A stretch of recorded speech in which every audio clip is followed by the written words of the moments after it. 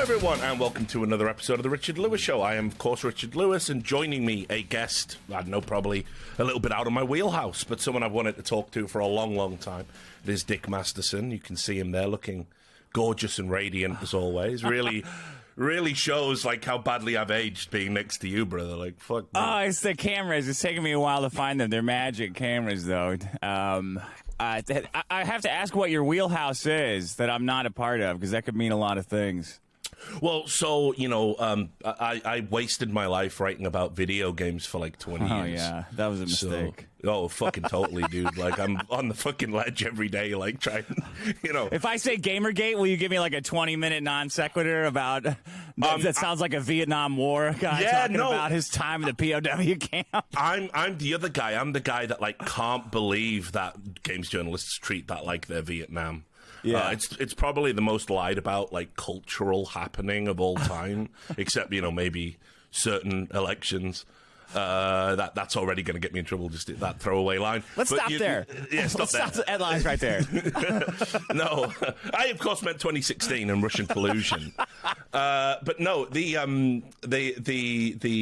reality is I was there at the time. I was literally on a podcast with Destiny when Gamergate happened, when the blog post broke. We were doing an episode of Unfiltered. It was me, Total Biscuit, and Destiny. Yeah. And we were just like, should we even talk about it? It won't be that big a deal. Like, just forget about that. And here we are, like, 10 years later, we're still talking about that fucking shit. So no. It's crazy. Yeah, but everyone remembers where they were when they learned about it. It's the Twin Towers. Like, yeah. I was doing an episode of Biggest Problem with Maddox, and somebody mentioned it, and I was like, oh, yeah, sexism and misogyny in video games? What do you mean? That's the best part. And everyone's like, no, that's not. Like, all right. I'm sorry. I don't know what you're talking about then. Yeah, fuck, man. Wow. Yeah, God, it's a whole different lifetime, I feel. You know, just even saying Maddox's name there, what a weird fucked up thing. I mean, I don't want to bring all that up again, because I know, but I was reading, because I used to go on Maddox's, everyone went on Maddox's website to follow his content, you know, and just watching the band kind of break up in the worst possible way, it was like so fucking surreal and weird. And then the final punchline of his lawsuit just being so badly constructed, and Judge laughs it out. It's like, it's the perfect end in many ways. You know? Yeah, I hope he comes back. You know, my door's always open for more humiliation if he wants to come back and start creating content again. You know, I hope he knows that. He follows me. You know, he was another guest I always wanted to book, and it just, you know. But I don't know. I'm terrified now that, like, it could be like one of those be careful when you meet your heroes kind of deal. It will be. Yeah. Just don't ask him to talk about anything, and it'll be okay. It won't shatter your illusions of how smart he is or anything. Hell of a podcast that'll be. Yeah. So look.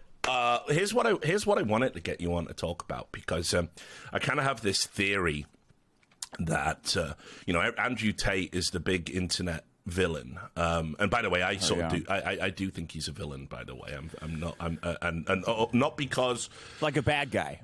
Yeah, because of the things he's been arrested for, and you know, he had sort of publicly confessed to them many times, and I think people thought he was doing a bit.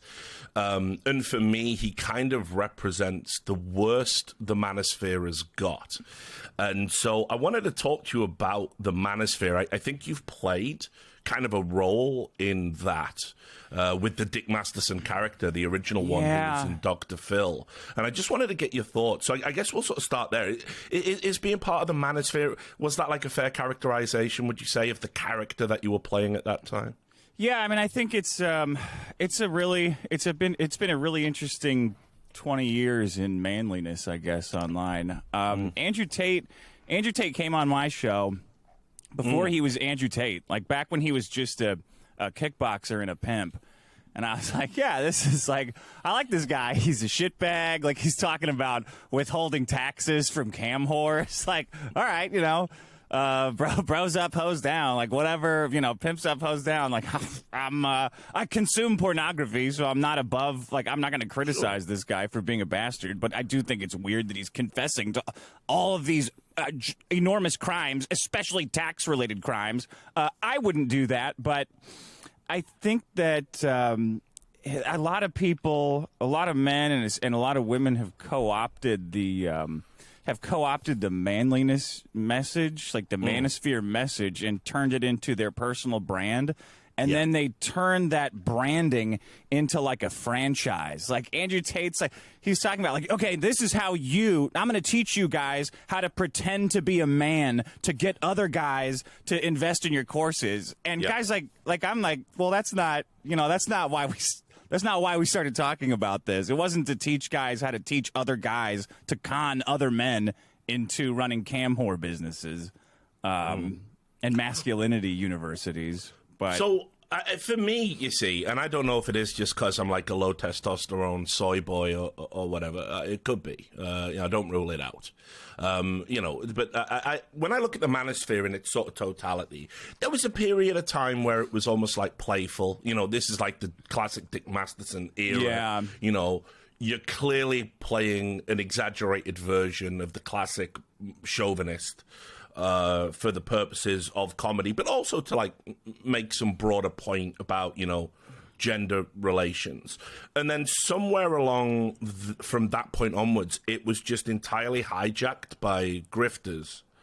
And it suddenly became like, it was like Cosmo for really weak, insecure dudes. Like it really changed, and it seems to be like the same thing everyone says. Like you say, you get in the gym, you get buff, you have loads of meaningless sex with women you don't formulate strong relationships with, you buy a sports car, you accumulate wealth, and you can do that very last one by running a Ponzi scheme or a multi-level marketing. Drop shipping or doing a crypto coin.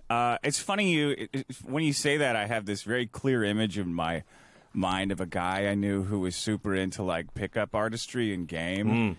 And he would always be talking to people, like men, women, when we would go out and do anything, like even just running an errand, like going to a bookstore, he'd be talking, and I'm like, what are you doing? Like, why are you acting in this weird way? And he said, well, you always have to be practicing your approach and you're initiating a conversation. I'm like, bro, you're running pickup game on men, like all the time. Like, this is your life. You're so indoctrinated with this compulsive need to like run these, this like initiate the conversation schemes that you're picking up men. Do you not see like that you've kind of missed the forest for the trees? I think we found out in the manosphere, especially when the courses started, and there was like there'd be little meetups of like 10 guys in bars or hotel lobbies, and they'd talk about picking up women and picking up men in this case. I think it became evident that a lot of these guys just wanted any kind of friendship. Like, not really girlfriends or wives or dating, but just like they didn't have the tools to develop like personal relationships at all. And I feel like that's when it started kind of taking a dark turn and falling out of fashion. I don't know. What do you think? What was when did you notice it falling apart? I mean, so there was like this very weird moment, and it's good you brought up pickup artists because that was a big thing, wasn't it? It went from like this again, as I said, the kind of playful, I'm a man, I eat meat, I drink whiskey, all of that bullshit, like just everyone was Joe Rogan, but for real 20 years ago. And then the pickup artists really changed into something kind of fucked up, where suddenly there was this dehumanizing aspect towards women. Like Roosh, I think, is a good example. I remember him saying some unbelievable shit. I remember... and this is funny to think about because I know Mike Cernovich. I met him at it was like one of those like conferences where it's like the meeting of minds. I don't know what the fuck I was doing there. The meeting of Gorilla Minds. Yeah, he was plugging his book, Gorilla Mindset. Gorilla Minds in the Mist. Yeah, right. Yeah. And there was this blog post circulating at that time where he had said like it was something like sometimes you've just got to whip your dick out. That was the premise. Like sometimes you just, and I'm like, that's a sex crime, homie. Like I don't know what the fuck.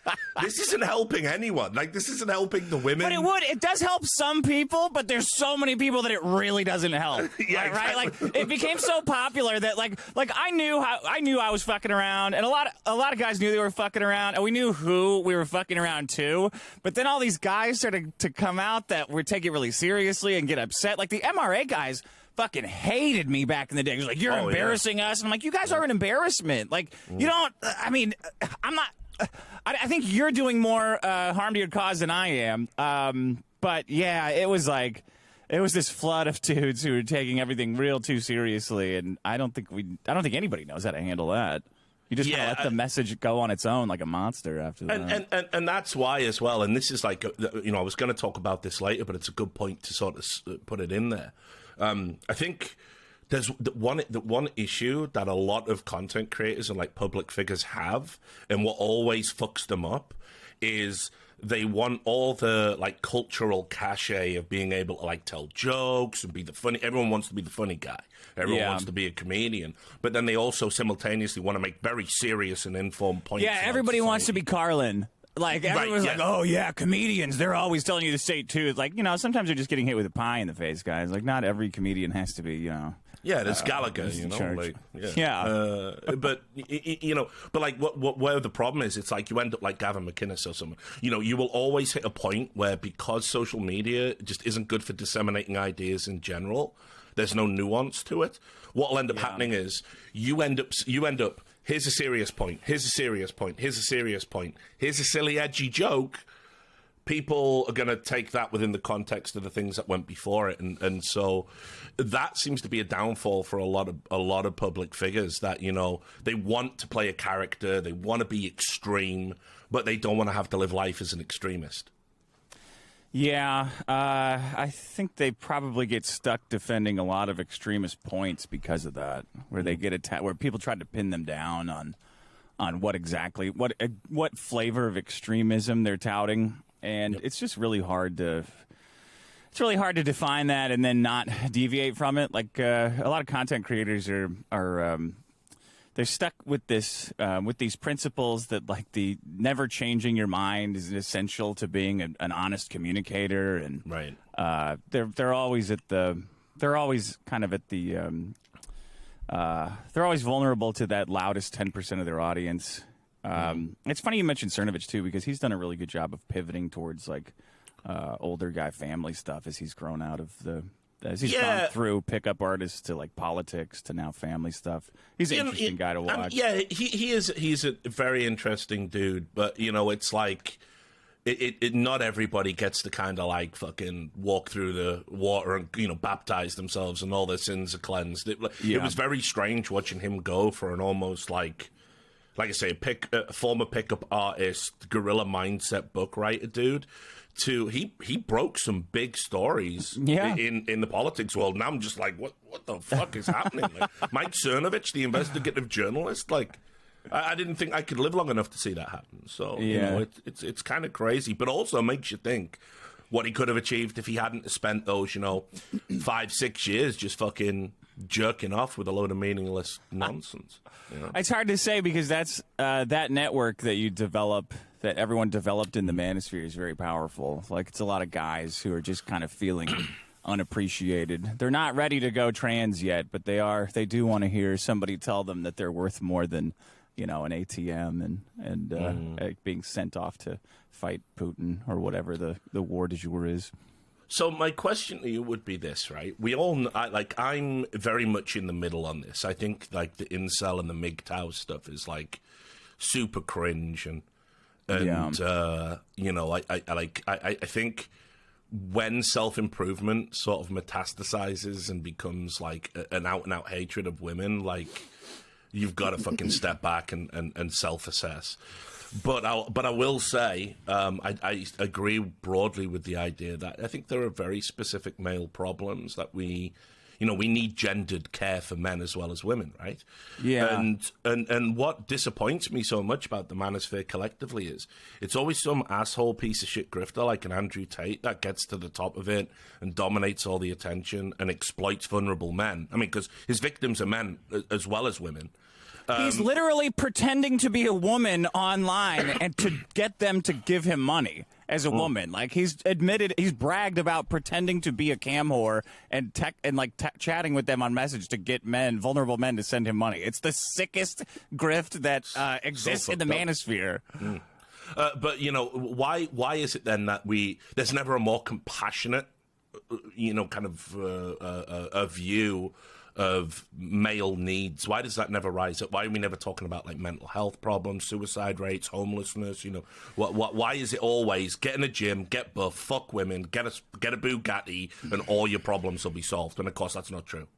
Yeah, it's a tough question. I think it's just the male mindset is one of disposability. Like I'm not going to come out and say, I'm never going to come out and say there's too much hatred of women. But I will say there's like a toxic positivity where men are concerned, where you got the Andrew Tates and the Tate acolytes, the tater tots are out there just nonstop grinding and doing their own version of The Secret for men, where the secret to success is setting the most unrealistic goals possible. Like, I'm going to be a trillionaire. That's what I'm going to be. And I'm going to start saying this is true. I'm going to start bullshitting everyone until it's true. Like the fake it till you make it toxic positivity of the culture that they're trying to manifest into being. And it just ends up being a bunch of guys who believe their own bullshit and are like conditioned to cater to each other's bullshit. I don't know. I guess I'm kind of a cynic or a nihilist, if you want to call it that, but I don't think men are really conditioned to want to heal themselves. I don't think it's in our nature. Like, I think that's why the suicide rates are so high. I think that's why we like war and fighting and liquor and self-destruction so much. Like, we just want to be consumed and destroyed to some degree. I wish the system that we work in was set up to reward a more healthy outlook, but as the years and decades go by, it seems like the system caters more to just grinding us into dust by the time we're 21. Yeah, 21. And it's like, well, everything in this system that we've built is perfectly catered to the male's natural tendency towards self-destruction and annihilation.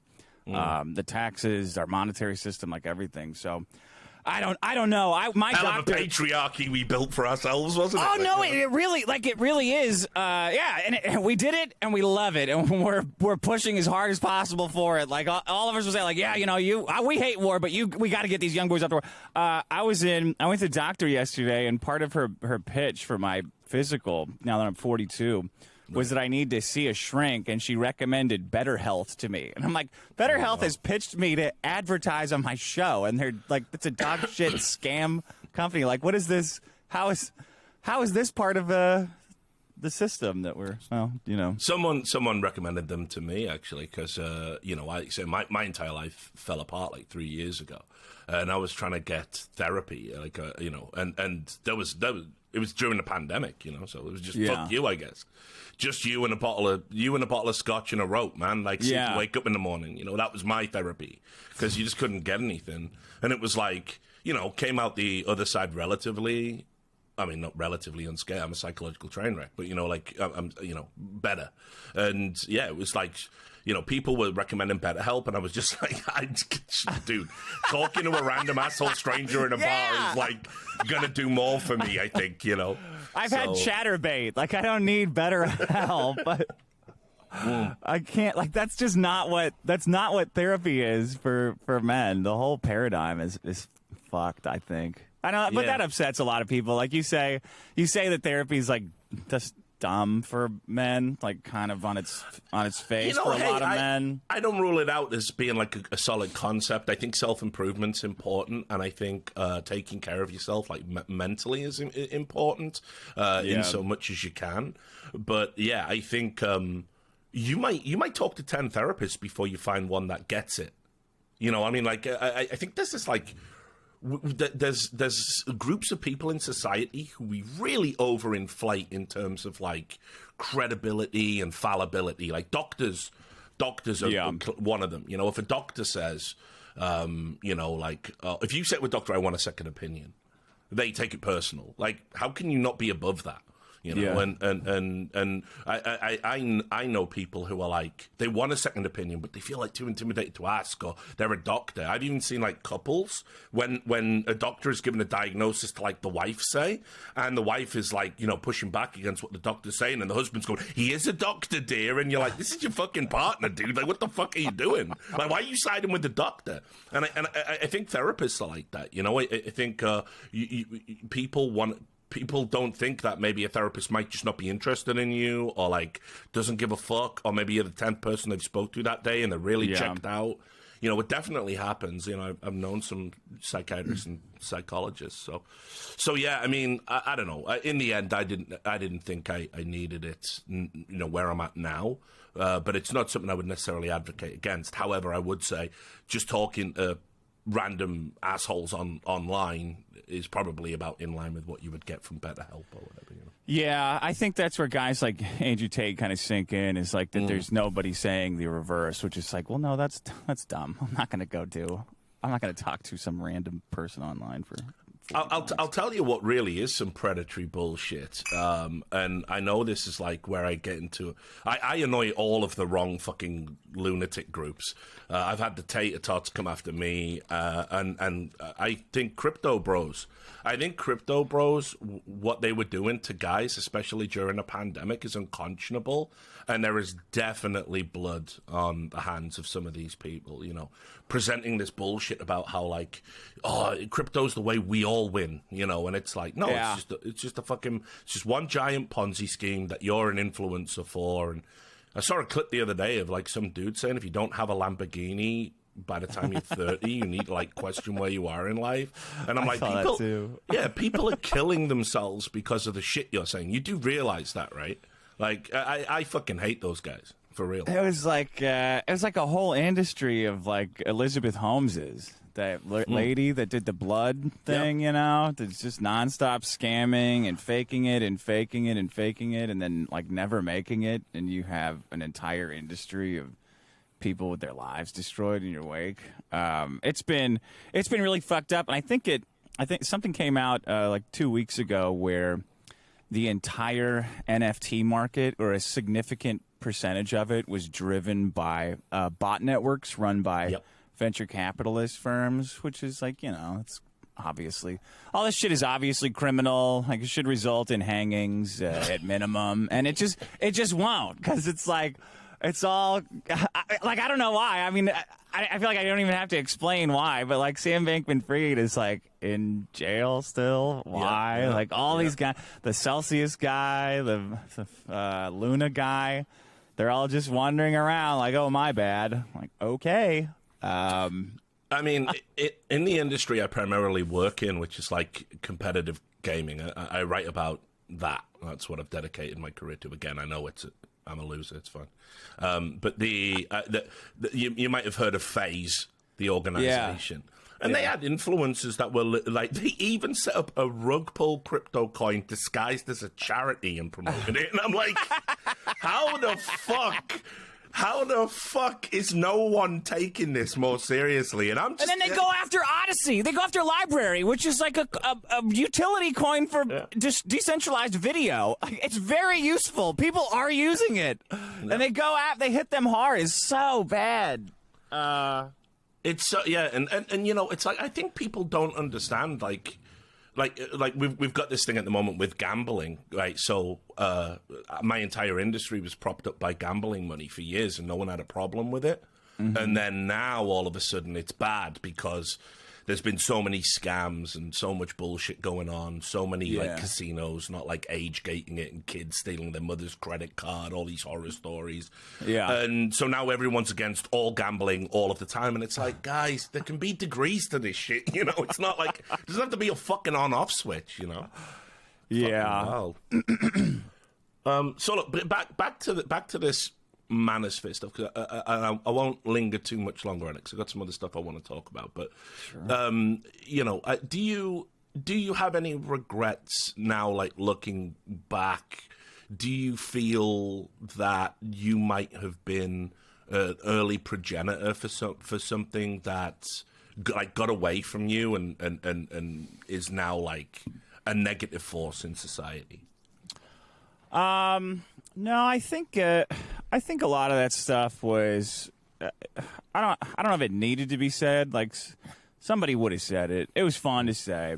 I think I was one of the people who, one of the handful of moments that like dethroned legacy media, like through Dr. Phil. Me being on Dr. Phil, I think woke a lot of people up to what they were seeing on TV, and like removing the veil of that it was reality to a lot of people. And I didn't appreciate that at the time, I don't think, but having seen it and having been like 20 years.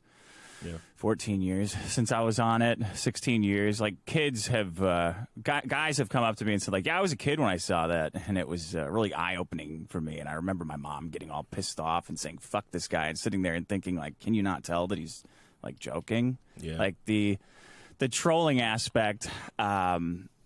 Trolling has this unique ability when it's done properly, not just acting like an asshole. When it's done properly, it has a unique ability to wake people up and kind of reveal some truths of what was at the time like this nascent feminist, nascent, is that it? Beginning feminist takeover of the country, or incipient takeover of the country, which is that they're very violent people. All the people teaching equality, all the people preaching equality and feminism in the 90s and the early 2000s were all very violent, and now they're still violent. It's preaching more equality. So, as far as the man stuff, I do think it's important to disrespect women. I try to continue to do that to this day, but it's harder and harder. Like I even see that, like I've seen women being misogynists online, and I sit there and go like, awesome. No, this is a trick. Like they're tricking you into simping for them. Take a step back and realize what you're doing. But it's like trying to stop the tide at some point. I think it's important for men to be secure in themselves, whatever that is, and to not beat themselves up too much for being bad, because society will do that for them, and for making mistakes, for doing bad things, and for making mistakes. It's important to not beat yourself up too much about that. That's the one thing I hope, but you know.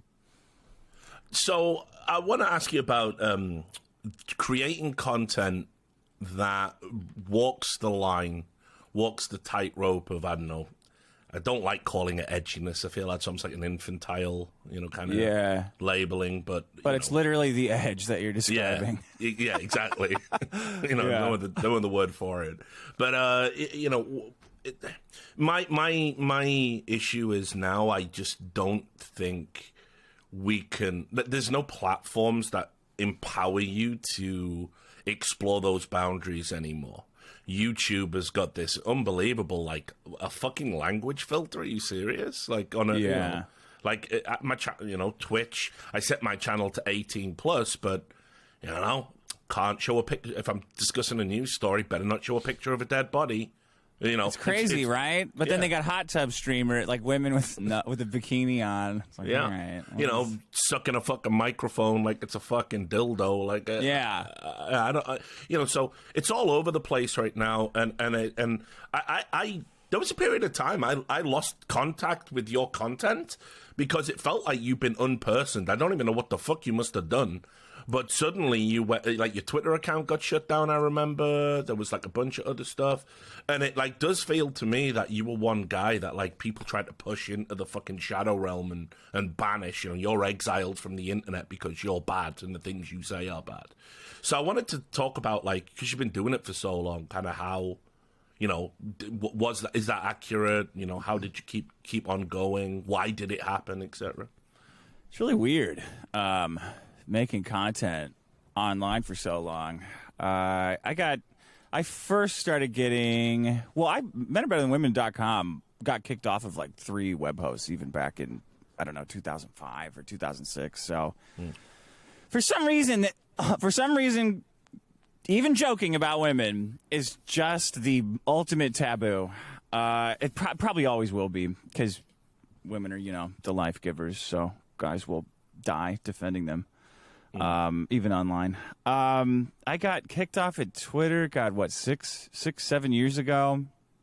And then that's like right around the time where all the big YouTube bannings were happening. Like Milo, I remember, got kicked off. Alex Jones, I think, got kicked off around them. And then MasterCard banned me a little bit after, a little more recently, but I think it's... Well, so they took away your credit cards? Yeah, credit card processing. I can't process credit cards, like, ever. Did they ever explain why? No. No. Just fuck you, I guess. Okay, my bad. Yeah, pretty much. I'm like, man, that opened my eyes to a lot of things that was happening in the payment processor world, but we can get into that later. Yeah, sure. I think banning people to the shadow realm has created this weird culture of advertiser-friendly content, which creates people that are raised on advertiser-friendly content who then go on to create more advertiser-friendly content. Like, I feel like we live in, like, Waluigi world online, where it's like, okay, we had, like, Mario, he's gone, but we got this, like, Wario here, and he's teaching other people how to be Mario. And it's like, then you get Waluigi is like the reflection of the perversion of Mario.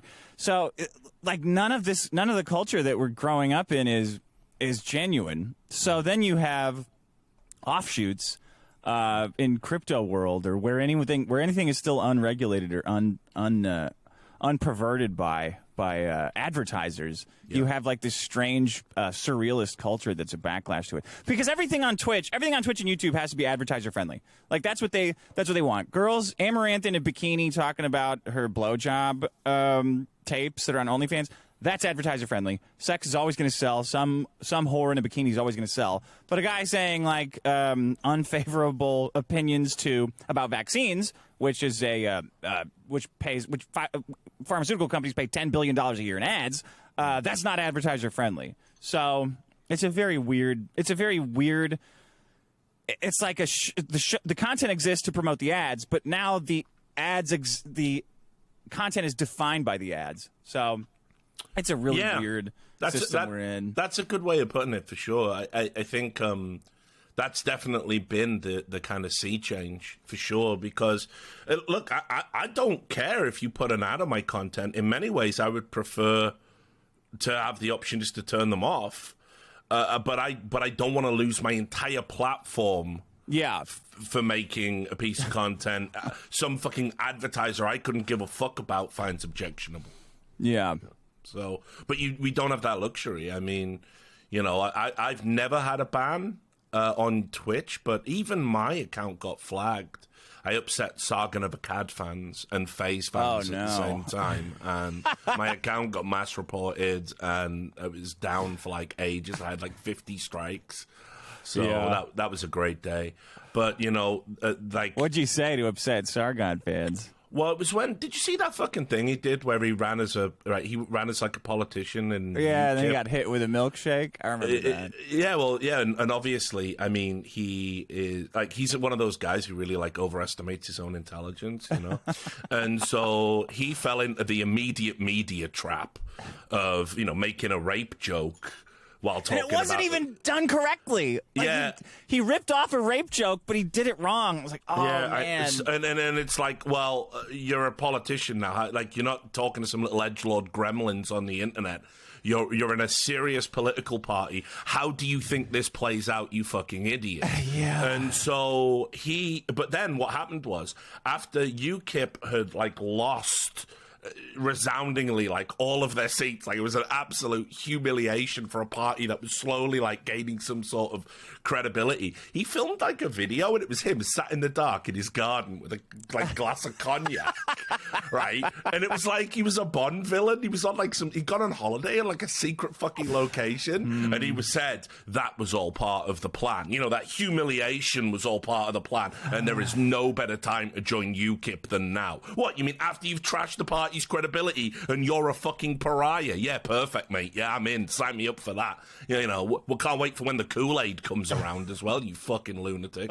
But anyway, so I just pointed out, like, I watched the video on stream and did, like, a react video to it, you know, shit-grade content, but I think his fans found it. Because I helped Count Dankula when he was having his issues. I did the fundraiser for it. And so I think there was, like, people thought there might be some overlap there, but there just isn't, because I think narcissistic idiots are, like, not my bag. So anyway, like, yeah, I got fucked. They absolutely, you know, all the shit they claim to be against, they just mass reporting my account. Yeah, pathetic, you know. Yeah. That's the way it always goes. It's the like it kind of doesn't matter what you say. It just matters that you've pissed off some big crowd of people who are going to mass flag you and ruin your life. You must have had that a lot, though. Yeah, all the time. I got Maddox sued Patreon to deplatform me, and, like, everybody I've ever met, my babysitter when I was a kid, and all my comedian friends for $380 million again. So butthurt about jokes. Anything recently? Have you annoyed anyone recently? Because I see you paired up with Vito, and I was catching fucking heat. He came on my show, and then he did that tweet about cuties or something, and I'm like, bro, like, nah, don't do this to me, like, you know. He did. We were both on the cuties. We both got hit with the cuties one. I mean, people are still pissed at me for saying that cuties is, like, free speech, which, I mean, all right, guys, sorry, go. Take it up with God. But hang on. Didn't Vito do a bit where he was pretending he was a pedophile or something? I can't even remember. Well, so why are you doing this? He does this thing where he argues with people who are just trying to fuck with him online, and because he's a liberal, like, he has this, like, goofy way of arguing, like he's trying to walk them through it like they're a child. This really condescending way of arguing. So he said, I hate even going into this stupid argument. He said that Vito had this crazy suggestion that offending pedophiles are worse than non-offending pedophiles. And which seems pretty fucking obvious to me that raping kids is worse than not raping kids.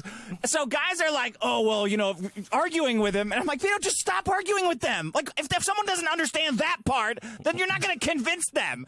So he said to a guy, well, we understand that, like, doing something is worse than not doing something, or doing something is worse than not doing something. So they said, he said we. He said we. Right, he's a pedophile. Right. He's saying we pedophiles. Like, I don't think you guys, I know you guys don't think that, but whatever. Everything's a mob now. Everything's a lynch mob. Oh, so it was the royal we that got him fucked. Oh, my God. I thought he just went into the bit. I thought he was, like, saying... Oh, then he did. Yeah, okay. Then he did. Oh, right, okay. Then he did, which was even dumber, but whatever.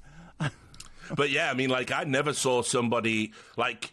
He was on my radar. I was like, okay, this guy's done some funny shit. And then he was like...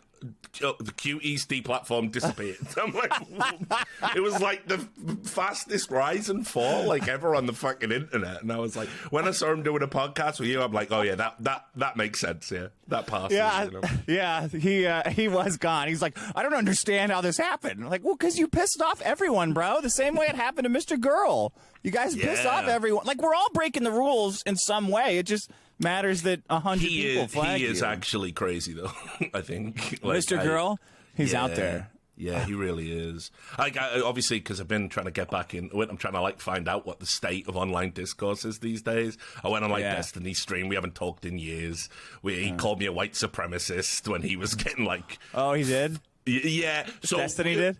Yeah, it was like a stupid falling out because basically it was during that JonTron thing. And it's like I said to him, you know, it's all coup d'etat now, but, like...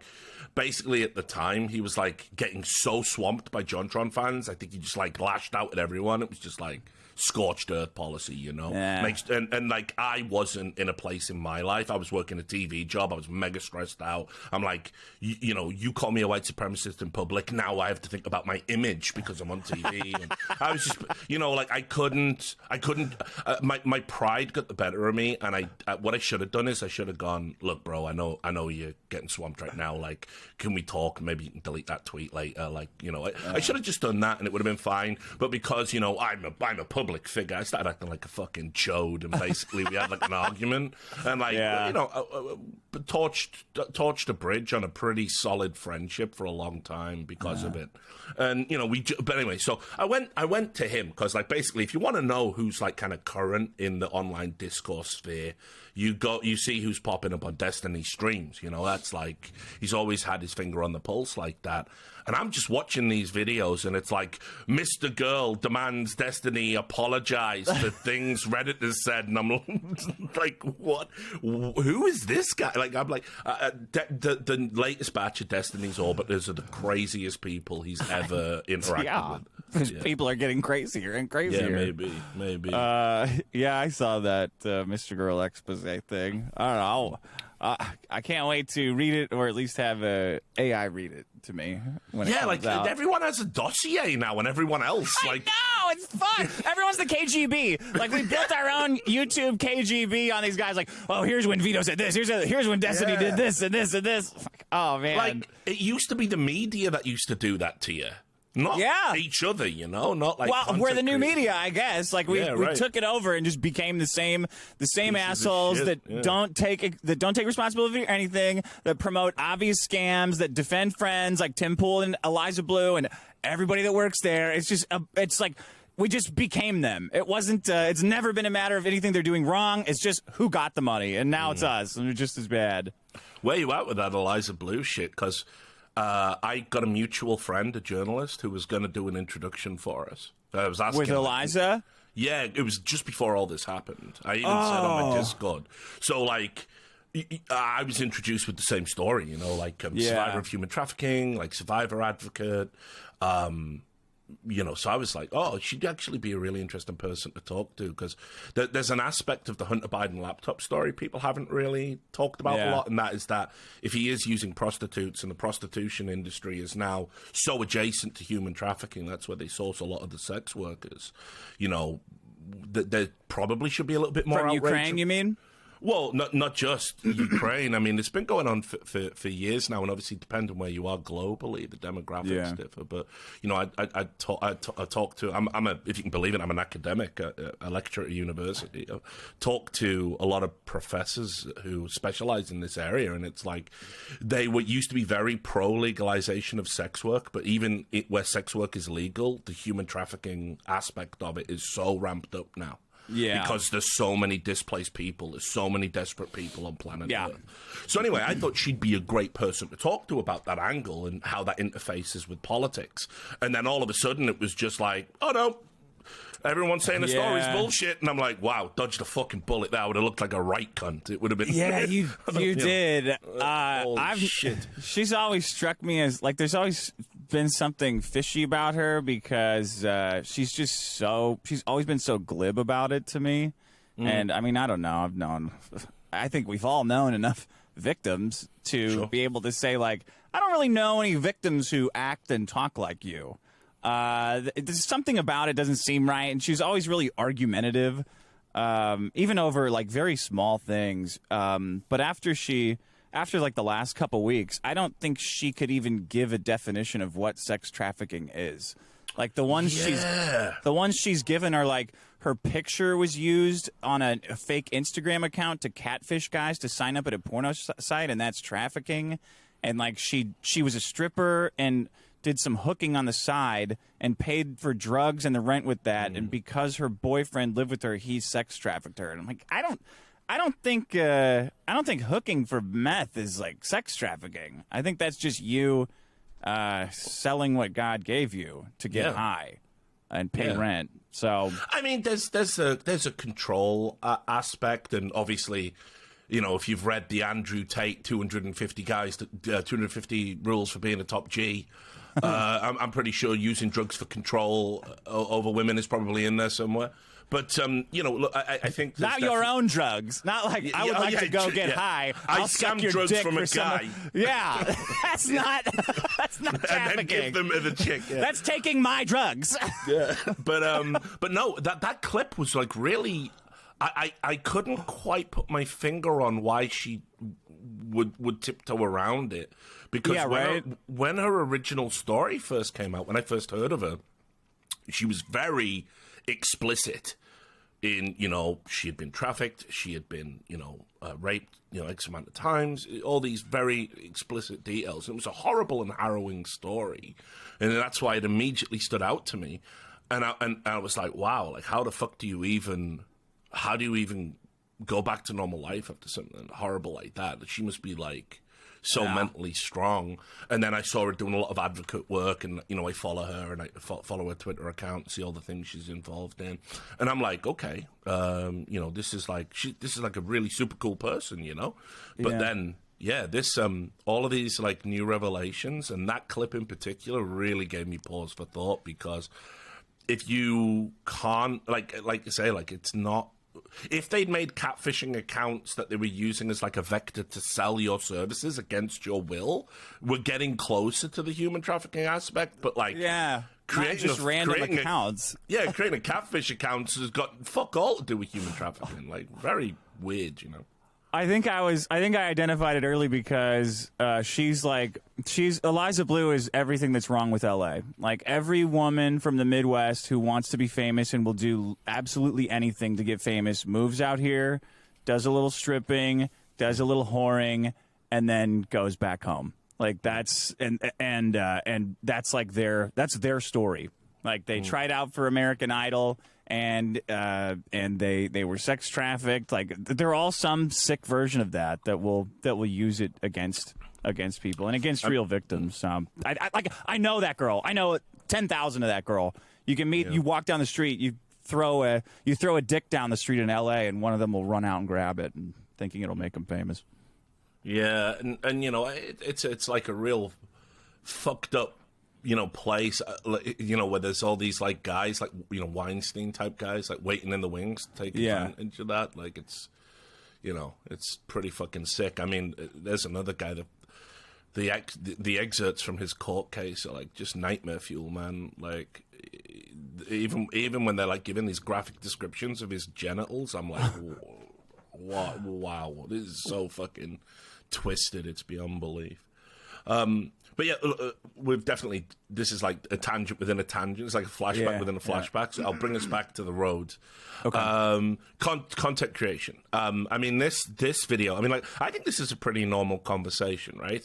But this is going to get like lit the fuck up by YouTube. It's Isn't done. it crazy? It's over. And people used to talk like this all the time. And it used to be on like, you would see someone like this on mainstream television. This wasn't like so far out there that it was like you had to go on the dark web to find it. But now it's becoming increasingly minimal, that, you know, that the type of content where people can explore things and be just like, say, just walk up to that edge, have a peer over it, and then I'm not going over today. That's fine.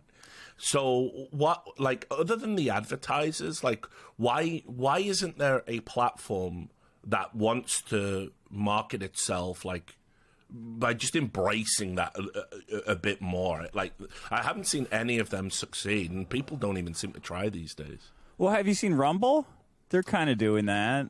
I mean, that's the right face to make. Yeah. Yeah, you know, it's like it's weird because Rumble were trying to get me to go on there, and I'm like, I'm not, you know, I'm nobody. I don't have any traffic. I'm not going to help your portfolio out. But I talked to like the Rumble executives, and they're super helpful and super nice people.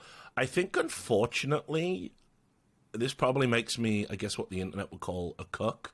But the brand association of being on Rumble, they haven't got the stink off it yet. I know the media put the stink on them, and it's not fair. But if you're the Rumble guy, not great, is it? Well, it's so I I tried to make a Patreon alternative in like 2018, and the reality is Patreon suffered from this too. If you make an alternative publishing platform, your biggest sell is that you are censorship resistant or censorship free. And that will immediately summon like the absolute worst people who have been indoctrinated. Yes. Well, people have been trained, I think, because they can't say anything even sort of bad. They've been conditioned to just say as many bad things as possible, like things that they would never have said, thoughts they would never have had, because somebody's saying like, well, you can't say any kind of racist, like you can't say any kind of racial jokes at all.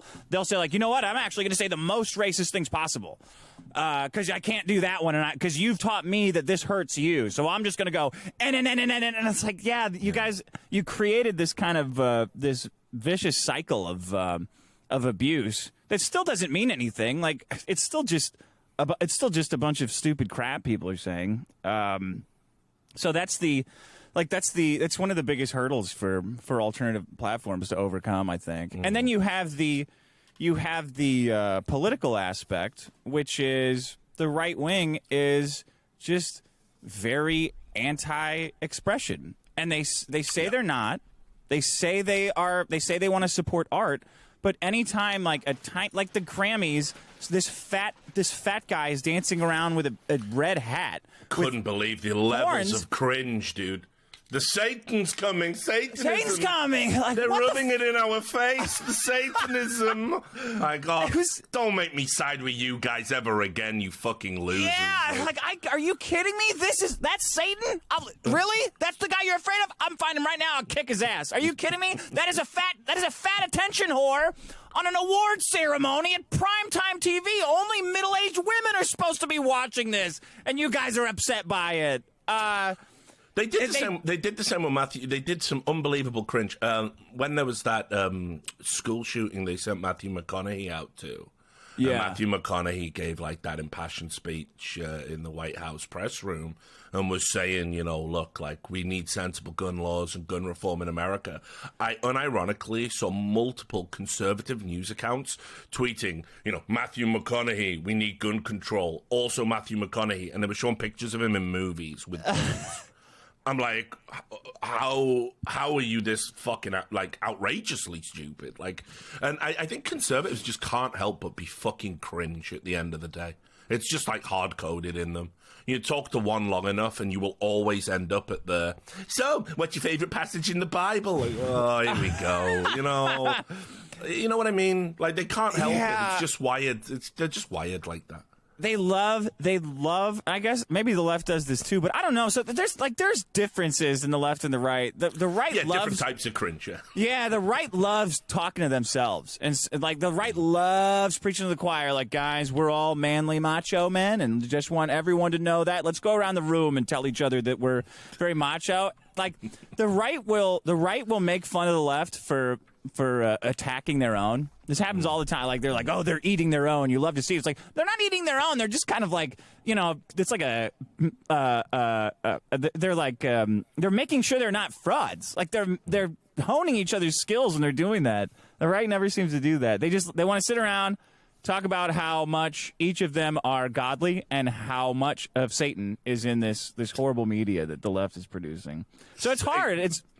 Why are you people scared of Satan? I just can't. I can't. I really thought it was a bit. I know. They made up Satan. I don't know why they're. It's like, you guys just stop talking about him. It doesn't exist. You've got way bigger problems. You have banks that are siphoning the wealth of every middle class person in the country into the top 1% of the country. You have way bigger problems than Satan that are not dancing around on television, but it's just like an industry now, like conservative. Yeah, I definitely feel, you know, rightoids and lefties.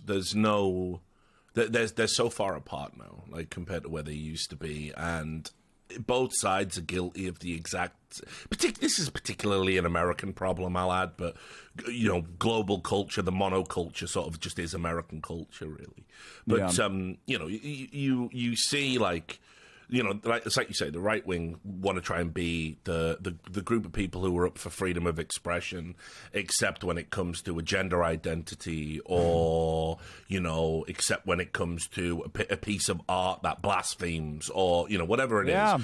And then you go over to the lefties, and the lefties are like, we're the progressive, super accepting group, and then you say, okay, well, I am a bit of a traditionalist in a lot of ways, and fuck you cis white male, and okay, cool. So I can't talk to anybody or stand with anybody unless I embrace like a total dogmatic approach to life that you approve of. If I wanted that, I'd be religious. Like, this is silly. Yeah, I think Trump for a little bit confused everybody into thinking that they're not the same party. And now we're slowly coalescing back into the 80s, 90s style of government where we all realize that they're all the same party, just that they just exist to take our money. So let's accelerate that. Yeah, it's good people are sort of getting a bit more aware. I think, how much political content would you say you have made and are interested in making? I mean, I don't know. It's a lot of my, I think a lot of my content is more about, if it goes into politics, it's about like basic freedoms. Like I talk about the blockchain a lot. The freedom of economy, our ability to send money to each other unrestricted, and the taxes that like are done to our the restrictions that we have in our ability to give money to each other is pretty much my main focus, because it's like if free speech is the expression of the self, your labor and your labor is the self. So I think it's so sacrosanct that they didn't even bother putting it in the Constitution, because I mean, we gotta worry about speech. Like, no one's gonna go after you, but yes, now they're going after you. Banks, Patreons, payment processors. They've deplatformed people from the economy in such a way that they basically don't exist. The PayPal fines were the wild ones for that. You saw that story when they walked it back. But they changed their TOS, so they're actually like able to like fine you for like what? For misinfo? Yeah. What the fuck? Like this the politics I'm worried about are OpenAI is extremely powerful, but it's currently being perverted by tyrants and I guess you could say woke agenda, but it's tyranny. And money is being irreversibly perverted and brought into a system where, like, I think you guys, there's a proposal so that you can only have like $25,000 in digital currency, like permanently, which is just, crazy. But I could see the government doing it, because they always have the, well, what do you need? Why do you need more than that? With governments like to ask that question a lot, not so much about themselves, of course. But. Yeah, never. No. So that's the kind of politics I'm interested in. So let's talk about the Backed By project then. Yeah. Because, I know you recently did like a launch and a promotional part of this. Tell me more about it, because obviously I'm a guy that's like I've got no issue with like the application of blockchain technology, but obviously whenever I hear blockchain, it's just been so tainted by crypto and NFT shit that it's it goes in, but then it never I shit it straight out basically. Yeah, and people should be wary of it. Like, blockchain's only been used for scams and speculation up to this point, but the technology is extremely powerful.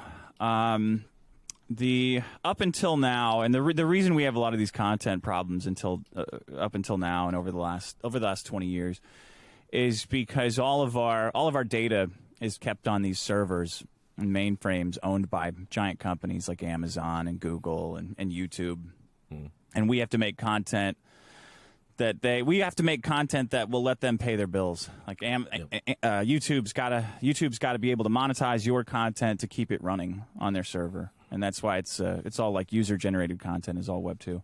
Then all your content's owned by YouTube, the data it's on. Blockchain as a whole is just a way for everyone to own their content, the content that they post online, even their finances. Like instead of your money being a number in a database in Bank of America or Bank of England or Chase, it lives on the blockchain. It lives on a distributed ledger. So the payment processors that currently are the custodians of your life, of your money and your content and your digital life, will be phased out to the blockchain. Right. And that's what we've built. That's what we're working on. Like that's what people over the next 20 years are going to be working on. I think it's a Patreon alternative backed by is a Patreon alternative that exists entirely on the blockchain. So if you want to subscribe to me, you've got your US dollar coin tokens. You can set up. You can come to my back by just like Patreon, and you subscribe for $5. Like I want to subscribe for $5 a month. It processes like normal, but instead of going through PayPal, Visa, MasterCard, who will just turn you off for no reason. You know, if you're talking about guns or anything they don't like, or any medical, any sort of misinfo that you might be giving, any kind of medical diagnosis, like anything in their terms of service, they'll shut you off for. You can't be turned off on the blockchain for the same reason. So it's a big leap. It's a big step forward when it comes to freedom online and expression online, in terms of speech and especially in terms of economy. What's the uptake been like? You've been getting a lot of signups? No, it's very slow. People are very hesitant because they've been burned so much, and they want to use something that is exactly like what they have, that is still faulty to what they have. But right, it was the internet took a while too. Getting people to sign up for their first email account took a long time. So getting people to sign up for their first wallet, I think, will be very similar. But then once it hits, the entire infrastructure of the current web will be replaced by the blockchain in, I don't know, the next 4 or 5 years. Yeah, I definitely missed that boat. Like when I was working all these fucking esports events I used to do, all of my friends group who were working the broadcast with me, they used to sit there on their phones and they were all doing that crypto shit, you know. Yeah.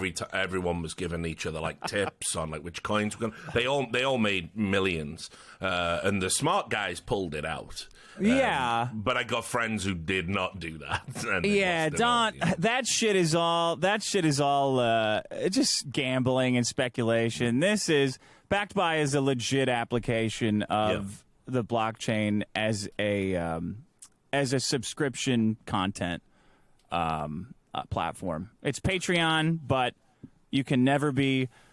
It's Patreon, but everything you set up on it lives on the blockchain forever. And even if someone put a gun to my head and said, shut this guy off, I couldn't do it. It's just not possible. You own it. As long as you have your wallet, it's yours forever. Has it ruffled any feathers? Because, I mean, like you say, previous alternatives to Patreon, like the legacy media seems to make a beeline to shut them down because it's like you say, the idea that you could actually have non-corporate controlled autonomy of content. Yeah. People don't like that. No, I think they don't understand it yet. I think crypto's going through this. It's got a steep learning curve where people know that there's scams being done on it, but they don't know how they work, and it's difficult to explain. So they're not coming after it yet, but they will. I think they will. But it's an arms race. It always has been. Freedom and the war between freedom and tyranny has always been an arms race with the printing press and the gun, and now the internet, and now the blockchain. So we just have to have better weapons than them, and we have to hit harder than them and sooner than them, and never let up. That's radical talk, that mate. Yeah. You're radicalizing me in real time. Yeah. No, it's true. No, there's all these guys that want to go live in a ranch in Montana, and they think that's like it's the. I see this. Tim Pool says this too. He's like, well, you got to get your kids and your family and move out into the middle of nowhere in a cabin. And I cannot sit here and allow that to be. The only alternative. The proper way to respond to this, to tyranny, is to have better weapons, is to have more of them, and to hit harder. Like that's the lesson that history teaches. You can go lose out in the middle of nowhere and raise chickens, and the people that actually want to fight for freedom and expression and autonomy will sharpen our swords and hit back. It's not Gary Gensler is not going to determine the future of human expression in the internet. We've got guys. We can do it. We can make it happen. It's gonna be messy. You're not gonna just get to swipe your card, and it won't be like you're used to. But we have the tools and the technology. It's Miller time. What other frontiers do you think? I mean, that's obviously the financial world we've talked a lot about, and we've talked a lot about content platforms as well, like just being able to get a message out there. But you know, what other frontiers do you think are going to be the great battlegrounds for freedom as we move forward? Wow, what do you think? What frontiers are there? Under the sea? I mean, listen. Well, no, definitely not that. We got a long way to go. But I think the one I'm very interested in is, well, two things. I think academia. Obviously, it's, you know, like I say, I work for an American university, but I think in general there has been. I think we've really moved. Like when I went to university, it was a luxury. Like working class kids like me weren't ever meant to go, and then we all got scammed. We all got sold a bill of goods, equivalent of the Socialist Party got in, and they said, you know, because you can't afford to go to university, what we're going to do is we're going to give everybody loans. We're going to shackle you to lifelong debt to get an education. But don't worry about it, because the interest rate's super low. You only have to start paying them back once you start earning X amount, and you'll walk straight into a good job. And so I went there. I did a dog shit degree. Like, put it this way, the first degree I started was philosophy. And then you went down from there? Yes. I basically faked a psychosis so I could get an extra year of funding. I tanked my degree so bad because I couldn't stand. The worst thing about a philosophy degree isn't the philosophy. It's philosophy students and philosophy lecturers. They're all I can imagine that. Yeah. Just wall-to-wall losers. And I've done, oh my God, like I couldn't even stand to go to the seminars. So I basically went and got a doctor's note saying, oh, I'm fucking losing my mind. Okay. You could just get that shit back then, you know? Yeah. And I got an extra year of university funding so I could start my degree over, essentially. And it just so happened that year they opened up a media and journalism department, so I jumped into that. But, you know, anyway, I went and did what the government told me. And I was like, okay, done that. What now? Where do I get my swanky media job? Oh, right. I'm straight back to a fucking call center in a cubicle like a fucking animal in a zoo. And you know, I think universities are just like, you know, they're just like a store. You know, it's like Amazon. You're just clicking on it, like, what degree do you want to do? Okay, you know, we'll give you X. If you pay us this, we'll pretend that you're, like, credentialed in this. And here's a system that you do, you know. And it's like, we've really got to change what academia is, I think, because it's like we're teaching kids very little of value at the most formative point in their lives. Like, it's when they blossom into full adulthood and your mind fully comes online. That should be the period where you get the real shit, and instead, academia is like we're selling kids a fake bill of goods. You know, I don't even know how. Like, I don't know how you can even start to change it. It makes so much money. Like I imagine, I picture the average high school teacher or the average grade school teacher, and there's just nothing I could say that would make them stop telling a class of 30 students that they need to go to college. Like, there's just there's no getting through to any of them. It's like more college becomes even the college becomes a bigger and bigger party every year. It feels like the dumbness, like the worthlessness of the knowledge that is transferred there it's like becomes more and more of an asset because it's like, you know what I mean? Like as the old professors kind of phase out and the new professors come in who have nothing at all to say. It just seems like a big expensive high school.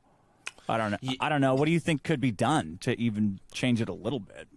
It's tough because it's a business model that works and is broadly accepted and promoted by society, even though it has huge flaws. I read an article way back when the great culture war first started, like 2015, 2016, I think it was. And it was the coddling of the American mind, it's called, if you're interested. It's talking about essentially the way that, you know, because discussion has been like shut down and we don't open our minds to like just a broader spectrum of discourse. It's like got into academia now, and even academia is reflective of that. There's also just issues with academia in general, in the sense if you want to do like a peer-reviewed paper, you have to come up with some new shit.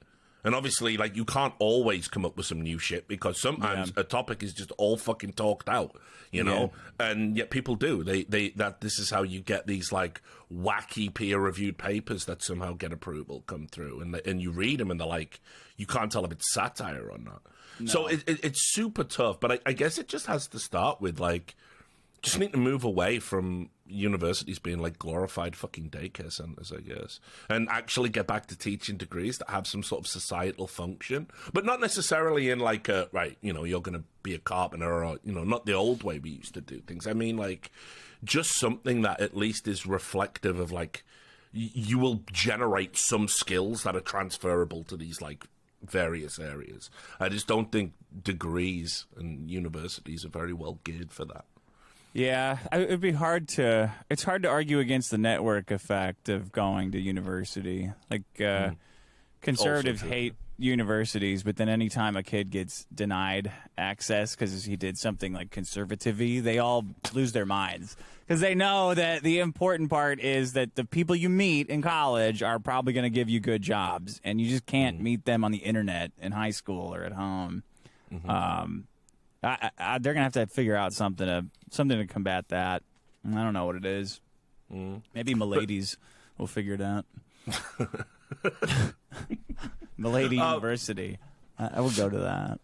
So here's the last topic that I kind of want to talk about, and then I think we can stretch this out for the rest of the show. Okay. Do you think that you could have diluted yourself just a little bit and been like a mainstream character? Because I think you know, there was a very crazy time in my life where it could have gone very differently. I know, like, Milo Yiannopoulos is a fucking piece of shit. Like, wow. But I worked with him incredibly. Back in 2015, and we interviewed with Sirius to do a radio show together. It was going to be Milo basically breaking down the news, and I was going to be like his sidekick.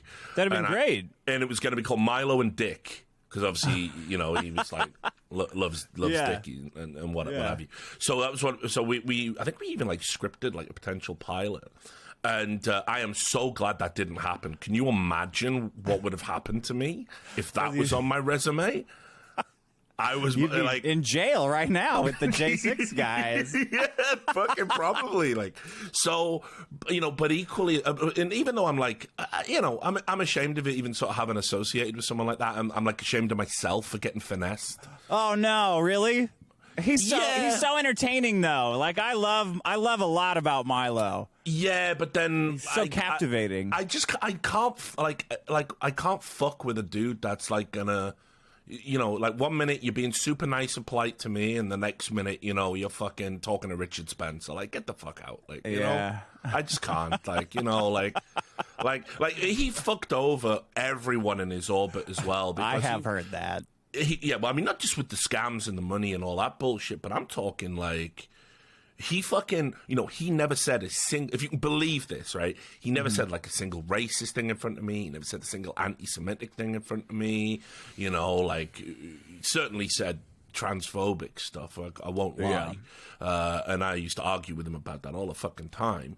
But anyway, you know, he seemed like a relatively normal, stable person. And then one day we all wake up and he's singing fucking America the Brave while people are doing Nazi salutes in a crowd. I'm like, on fucking BuzzFeed, I'm like, what the fuck? And that fucking ruined, you know, people like me who are like, he's misunderstood, he's a wacky guy, he's not now obviously fully disavow everything he did, he's a piece of shit, and I'm ashamed. I got grifted. I'm ashamed. Like, I'm a grown-ass man and I couldn't see what he was. Like, could have been worse. Yeah, well, if you've done that fucking radio show, might even have been in that bar when it happened. Like, who fucking knows? Like, yeah, exactly. You might be in jail. So you know, I guess the point of setting that up is to say that, like, you know, I'm sort of a bit soft around the edges in the sense that I'm not interested in courting controversy. I don't hold any broadly controversial opinions. I've never said anything racist or sexist. I don't hold those views. I disavow people who do. I'm a normal guy, you know, and because of that, I got to be on TV for a little bit and all of that stuff. So, yeah. Do you feel if you had played the game a little bit more and been a little less out there, do you think you would have been like a bigger deal, essentially? This is going to shock you. This is me playing the game.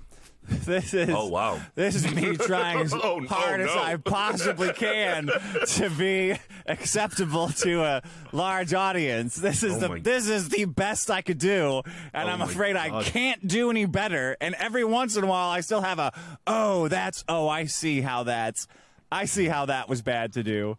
I guess I don't know. It's hard to explain, but like, none of these things people say make me feel any way or the other. I want things to be like, I think art it should be a hammer. Like, the things that I want to do should be destructive in a way. Like, okay, here's a good example. You know, me and Vito did that protest, right? That was fantastic. Yeah, that was great. So we showed up and we made our signs with the Dave Chappelle protest Netflix world. We're like a segment of people calling themselves trans allies. We're protesting Dave Chappelle, calling him a transphobe and a bigot and blah blah blah blah. And we said, we got to go down there. We can't just let them do this, you know. So we went down, we made our signs, and we spent some time like thinking about, okay, what's like the perfect sign to get them to hate us, but we're fine. Like, we got to really try to be mainstream. We can't put like stuff that's too funny. It's got to be just right. So we went out there and everybody saw. They smashed Vito's sign and they threw me into a concrete thing, and it ruined their protest. Like, I think it ruined the anti-Dave momentum that everyone was just kind of letting go on cruise control because they were afraid to say anything. Yeah. That impulse is extremely destructive and sometimes self-destructive. So turning that into something mainstream, I don't think I could do. Like, I don't have that kind of skill set. That got a lot of mainstream attention, though. It did. For one day. That was one day of effort. If I had to go on TV every day and do that, not possible. I mean, I think that is something that we definitely need right now, because I see a lot of these like gotcha type journalists. Again, a lot of them are right wing, like, you know, Blaze Media types. You got that is it Rebel Media guy, Avi, the Australian dude. And it's literally every piece of video he makes it's just him accosting. Like, yeah, they're evil lizard people. I get it, right? But, like, you know, it's just him accosting one of them while they walk down the street. And he's going, don't you have anything to say to the people, mate? Don't you? And I'm like, this is achieving fuck all, man. Like, you know, like, this isn't getting anything done. But what we do need is, back when Michael Moore was, like, actually, like, you know, a man of the people and not some fucking DNC shill, you know, he did some really incredible stunts pranking executives to make broader points about corporations. Yeah. I'd love to see somebody like that again in the mainstream. Yeah, that would be Could be cool. you, brother. Why not? I don't know. Just get Vito to do all the work. He's good. He has such a punchable face. Like, people are. That's what I mean as well. Like, he's the perfect human shield. Like, what the fuck? Like, no one's gonna take a swing at you when we stood next to Vito. Like, obviously, I'm hitting that guy. So. Alex Stein was doing some funny stuff at those city council meetings. You see that? Did you like that? Yeah. I mean, it was getting borderline cringe. I think that's the blue wig one, right? I think for me that there has to be an intelligence to that, and what was very cool about your protest was it was essentially like it was also in support of their protest because you support free speech and freedom of expression, and you got the people that are protesting comedy to attack a sign that said jokes are funny. Yeah. You know what I mean? There is a simple, elegant brilliance to that. Yeah. I just don't see a lot of that now. It's like when people do satire just right, just on the money, and it's just sad because it's like, I mean, it is a lot of effort. You're right there, but like it's so needed now. The times are so absurd that we do need somebody to sort of take the mantle. And it should be you, Dick Masterson. It should. I got some more stunts in me, but I don't. If you get on the mic too much, people like, well, me, it's like you look into the abyss too long and it looks into you. Like when you think about people's nature and what it's done to the world, like you just start lashing out. Or I just start lashing out and am a generally unlikable person. So I don't know that it could be. I don't think that it could be me. It takes something else. Like it takes something else to have a wider appeal. So I mean, from your point of view, like. I know because you've been doing it for so long, and you're jaded. I'm a jaded old man too. Yeah. I'm 40. Congratulations. Yeah, whatever. Fucking revolver on you don't standby. Like a day over 40.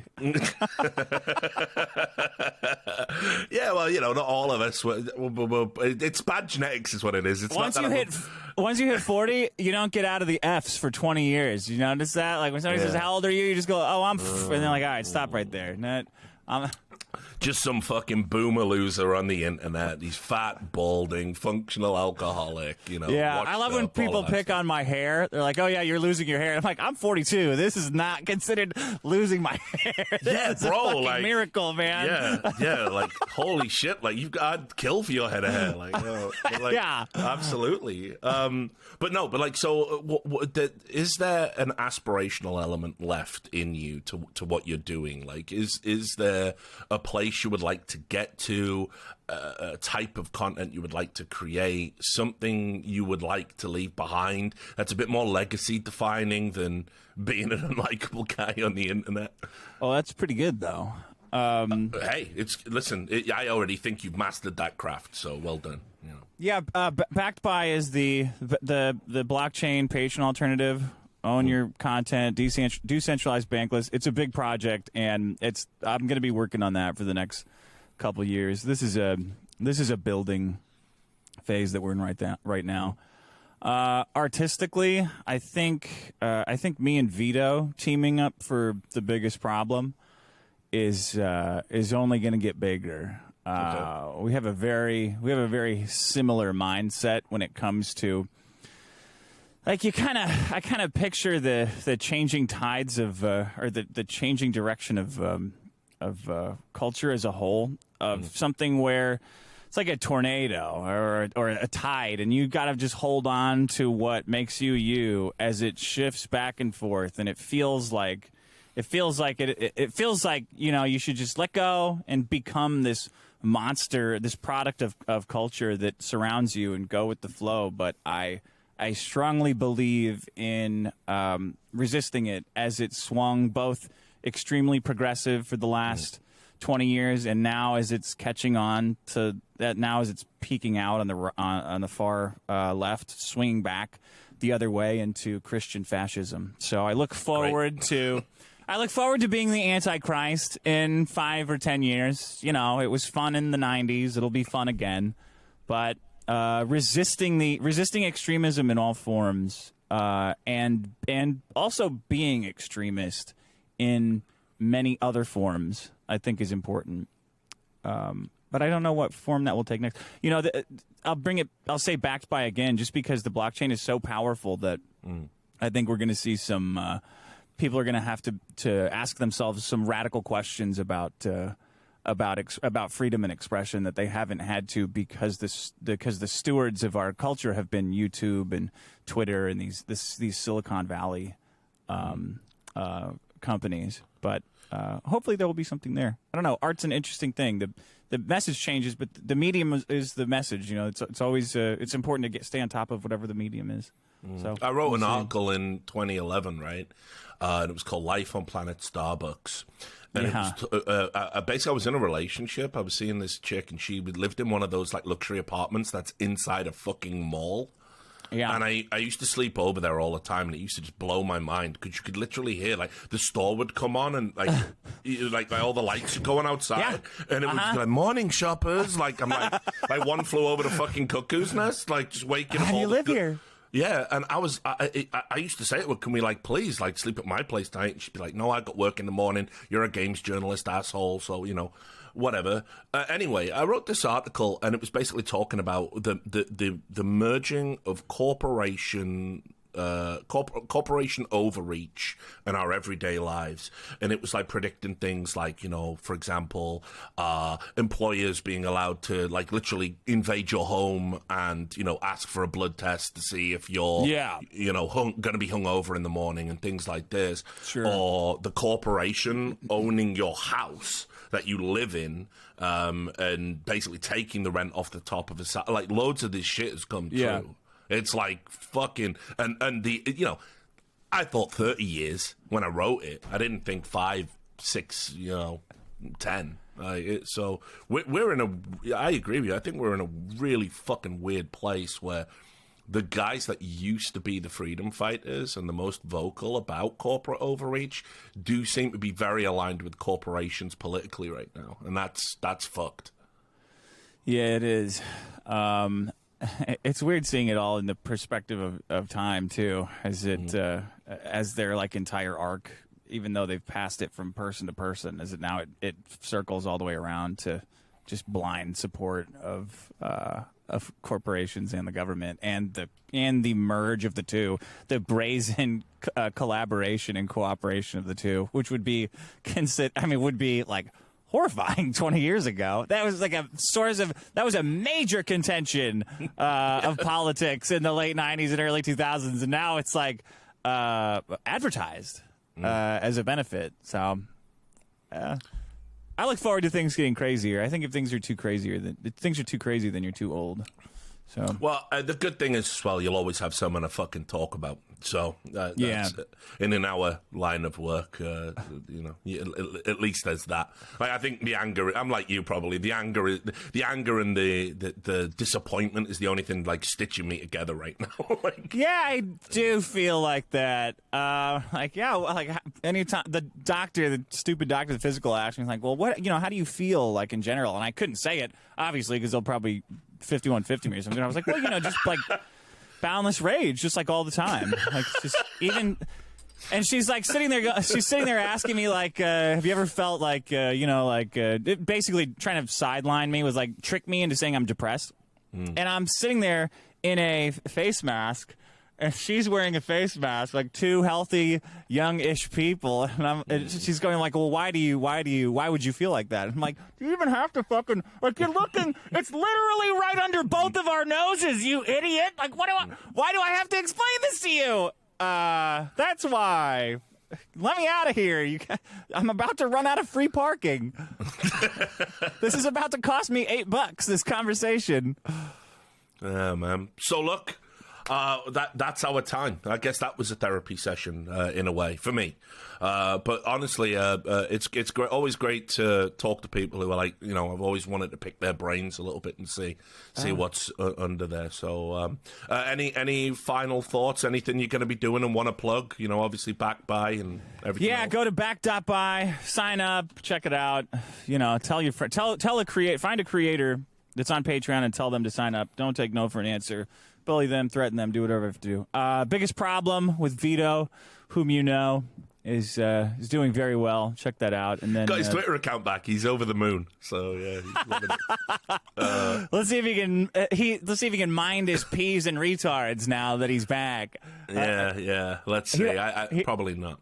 Probably not. No. And then I'm on the Dick Show every Sunday. Come check me out there.